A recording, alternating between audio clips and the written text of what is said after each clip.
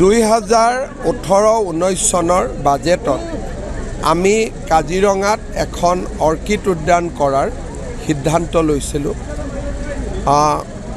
ৰাজ্যৰ কৃষি বিভাগ আৰু কৃষি মন্ত্ৰী অতুল বৰা ডাঙৰীয়াৰ প্ৰচেষ্টাত আজি এই উদ্যানখন কহৰাৰ একেবাৰে মাজতেই সম্পূৰ্ণ হৈ উঠিলে। 20 বিঘা মাটিত নিৰ্মিত এই অৰ্কিড উদ্যানখনত 1600 প্ৰজাতিৰ অৰ্কিড থাকিব।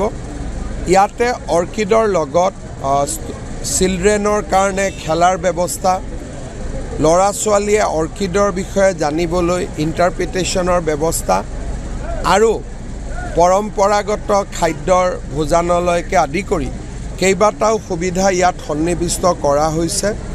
মই বিশ্বাস কৰোঁ যে এই অৰ্কিড উদ্যানখন কাজিৰঙাৰ পৰ্যটকসকলৰ বাবে আন এক আকৰ্ষণৰ কেন্দ্ৰ হৈ পৰিব।